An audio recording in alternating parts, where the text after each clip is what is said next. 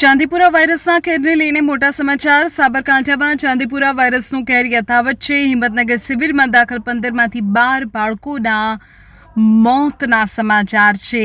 કેન્દ્રીય ટીમ હવે તપાસમાં જોડાઈ ગઈ છે।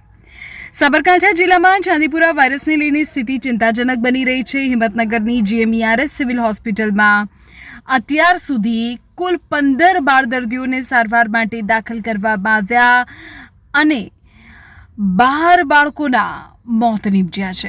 દાખલ કરાયેલા દર્દીઓમાંથી માત્ર 4 બાળકોનો રિપોર્ટ જ ચાંદીપુરા વાયરસ પોઝિટિવ આવ્યો છે।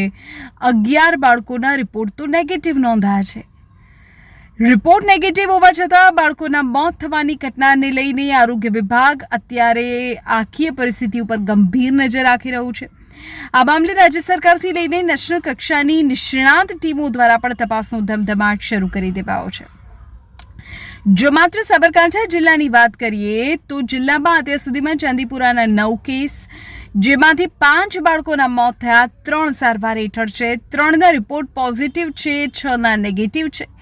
તંત્ર દ્વારા તમામ શંકાસ્પદ વિસ્તારોમાં મિલાથિયોન સ્પ્રે અને ડસ્ટિંગની કામગીરી પૂરી કરી દેવામાં આવી છે। સાથોસાથ નેશનલ ટીમ દ્વારા પોશીના તાલુકામાંથી રેતીની માખી સેન્ડફ્લાયના સેમ્પલ એકત્ર કરીને લેબોરેટરી પરીક્ષણ માટે મોકલવામાં આવ્યા છે।